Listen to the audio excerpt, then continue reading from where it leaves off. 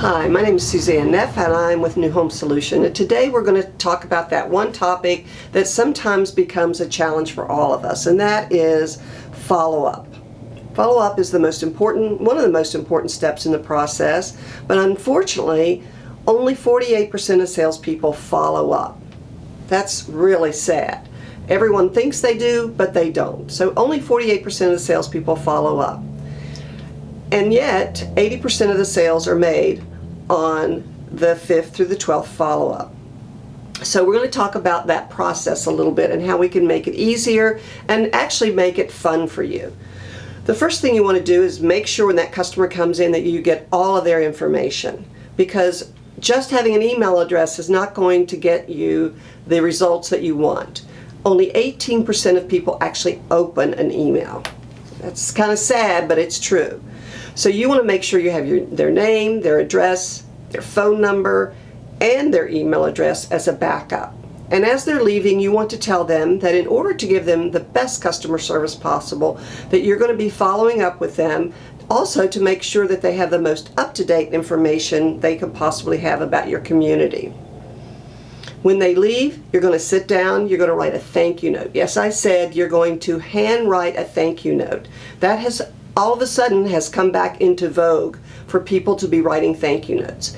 In that thank you note, you're going to make sure that you talk about something personal to them so that they realize that you are writing this note to them.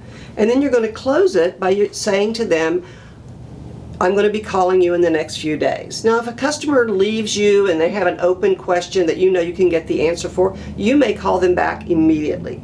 But what you want to do is give them a couple of days, put that card in the mail that afternoon. In 48 to 72 hours, you want to get on the phone with them. Plan your phone call. Look at your notes that you have. Make sure that you are making this phone call personal to them. When you get on the phone, introduce yourself. Make sure that you have an open-ended question to ask them, something to get them talking. Open-ended questions begin with who, what, when, where, and why. Get them to talking. And then after they've finished their conversation, you want to start making that appointment with them.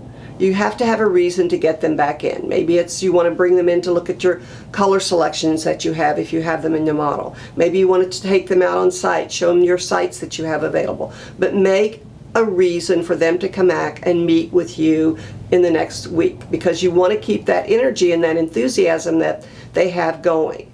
You also want to be prepared just in case they don't answer the phone. And I hear salespeople say all the time, well, they never answer the phone. Well, let me just tell you something. Haven't we all been in those situations where we call someone, or maybe someone calls us and we're busy and we hit ignore? And then a day or so later, that person calls us back and says, I called you and left a message. Why didn't you call me? Well, we get busy.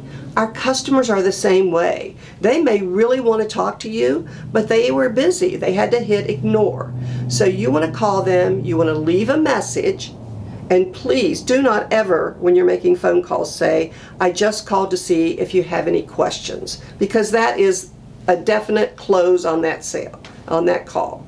So you want to leave them a message, tell them you have some great information for them, make sure you do, and then you want to leave your phone number and your name, and before you hang up, you want to say, I know you're really busy, so if I don't hear back from you in the next couple of days, I'm going to call you back. What that does is that opens that door up for you to be able to call them back. So once you've gone through that process and you've gotten them back in, and maybe they still say, well, I'm really not ready to make the decision, you have to continue this follow-up process. Again, you built a relationship with these people. You may know a little bit more about them. Maybe you cut out articles or see articles on the internet that you actually put in an envelope and mail to them. Put a note on there. I thought you would like this. Maybe something about the schools in the area. Maybe something about a restaurant that's opening. Maybe it's something about the community. But you want to continue that follow-up process until the customer either buys from you, buys from someone else, or just says we've decided not to look anymore. However, I don't even think that last reason should stop you, because people's lives change. Today they may not be ready to move, but tomorrow they may get an inheritance. Or maybe, who knows, maybe they get married, maybe they have children. So you want to make sure you keep following up with those folks. Remember, 80% of the sales are made on the 5th through the 12th follow-up. And you want to be that salesperson who's making that 12th call.